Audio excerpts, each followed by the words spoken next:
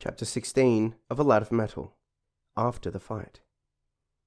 It was indeed a terrible sight the two friends gazed upon. On the ground where the fight had furiously raged lay scores of dead blacks in all attitudes, just as they had fallen. It made them shudder to look at the scene. The terrific nature of the blows dealt was apparent, for most of the dead had their skulls fractured, and their features were ghastly and distorted. Their weapons lay near them, and Edgar picked up the club which the powerful black who fought the Yanuma chief had used. It was a great weight, fully 3 foot long, and capable of dealing a fearful blow, even in a weak man's hands.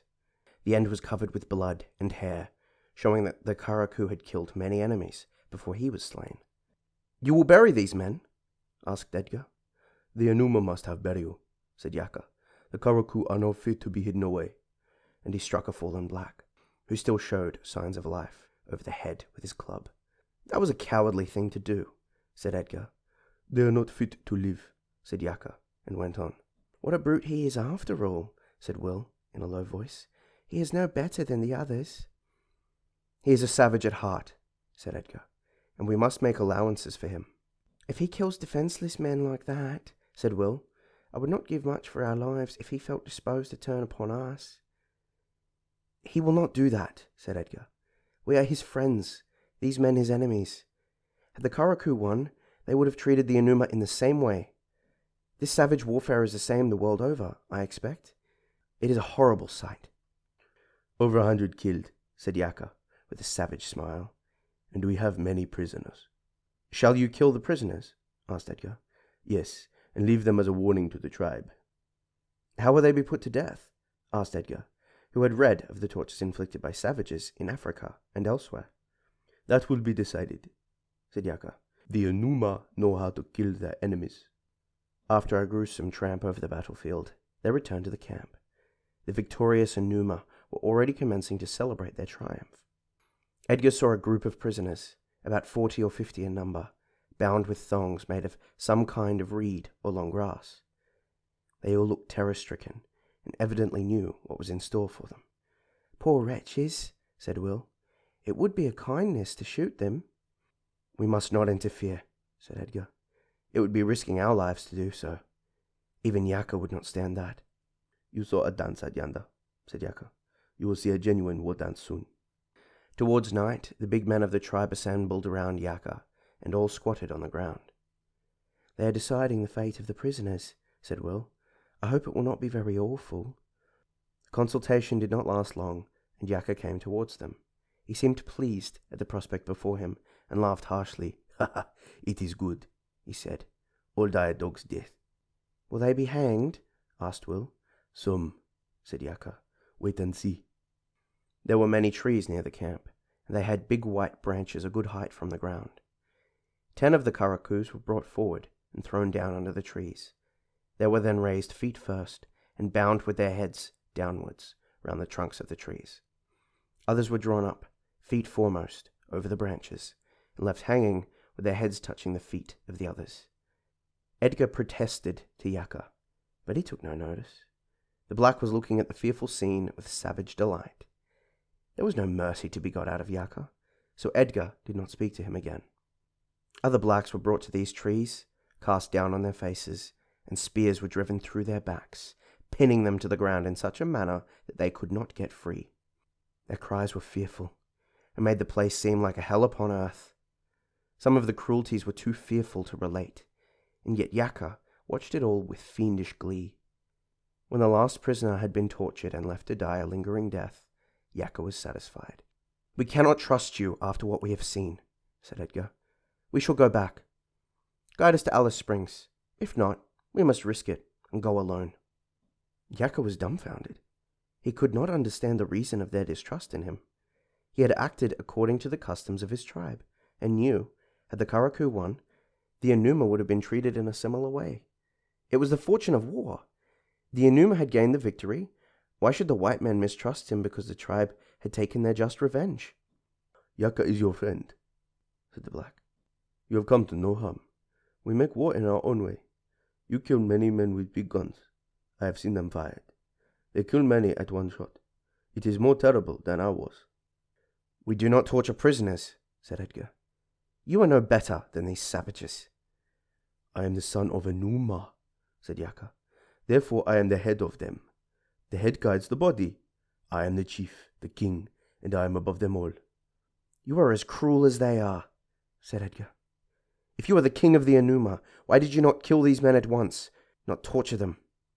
"It is the will of Enuma," said Yaka, "and she must be obeyed." "The White Spirit would never allow men to be tortured," said Edgar. "There is no White Spirit over the Enuma. It is a black spirit, and full of evil." "You saved Yaka's life," said the black, "and he is grateful. If my tribe know you call Enuma a black spirit, Yaka could not save you. Follow me. It is not far. Yaka will lead you back when you have looked upon the White Spirit and seen the gold and beautiful stones."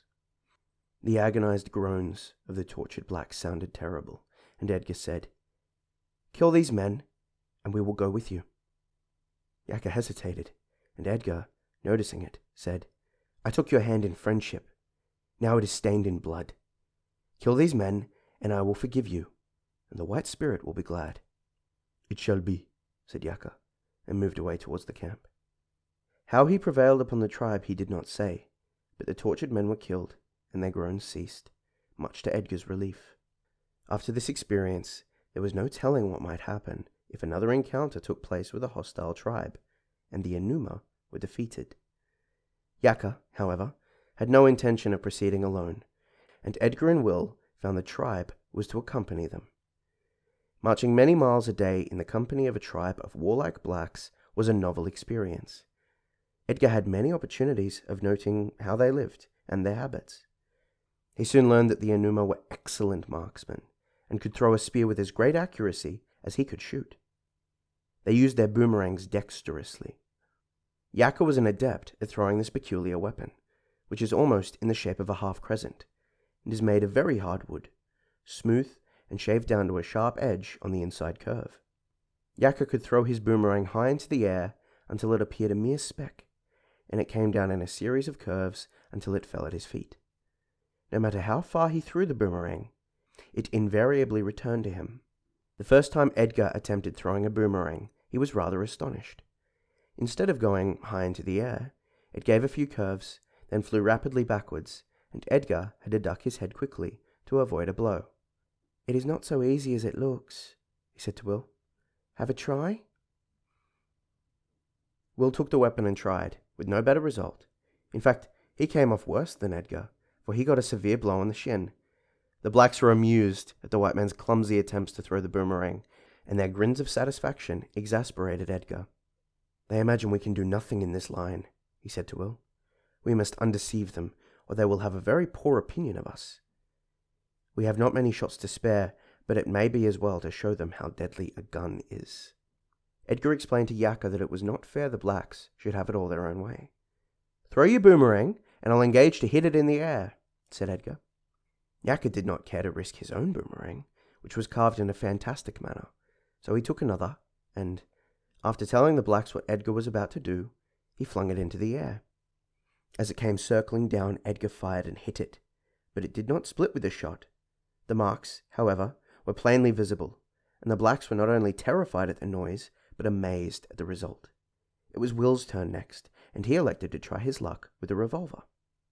Yaka fastened one of the blacks' loincloths to a tree, doubling it into a small space. These cloths were made of thick skin, probably kangaroo, and when doubled, it offered strong resistance to a bullet. Will fired at 20 paces. The bullet passed through the skin and flattened against the tree. On seeing this, the blacks regarded the revolver with much interest, but would not handle it. The Enuma blacks were athletic fellows, and could run, jump, and wrestle in a manner that surprised Edgar, who knew a good deal about such sports. In his Red Bank days, Edgar had run his 100 yards in even time, and he was in splendid condition now. One of the Enuma, called Uwana, they noticed was a fine runner, and Will suggested Edgar should try his speed against him. Yaka, as usual, arranged matters. Uwana was a tall, lithe-limbed black, about 20 years old, and with a less repulsive cast of countenance than many of his tribe. He was quite willing to run Edgar, and Will measured out the distance as near as he could stride it. Yaka acted as starter, the signal being a loud clap of the hands, and Will was judge. The blacks grew quite excited over the race. Yakka's hands met with a crack like a pistol, and, trained as he had been to start smartly, Edgar gained a slight advantage. He ran his best, but before he had gone 50 yards it was a hopeless case, as Uwana passed him like a flash, and simply won hands down. Edgar was amazed, not so much at being beaten, as by the easy way in which it was done. "He's a champion," said Edgar. "He would be good enough to win one of those big handicaps we saw advised in the Sydney paper before we left Yander. How much was the prize money?" "About £600, I think," said Will. "I wish we had Uwana there." "So do I," said Edgar. "It would be rare fun to see the blackfellow down the cracks." The days passed quickly, and Edgar and Will had no thought of time. They did not even know what month it was, and were dead out of their reckoning as regards the days of the week. What surprised them most was the fertile nature of the country. They had passed across a vast, sandy plain, and taken some days to do it. But ever since they left it behind, they had been tramping over what Edgar knew would not only be excellent sheep country, but would also carry cattle. Grass was plentiful, not brown, dry grass, but green and juicy, proving there had either been recent rain or there was plenty of moisture in the earth. It was not a flat, dull and uninteresting country, for there were hills and valleys, and trees and shrubs, and beautiful wild flowers and blossoming trees were found in many places. Wild berries and fruits they found, and running streams of water, which seemed to find their source in the many caves with which the mountains were honeycombed.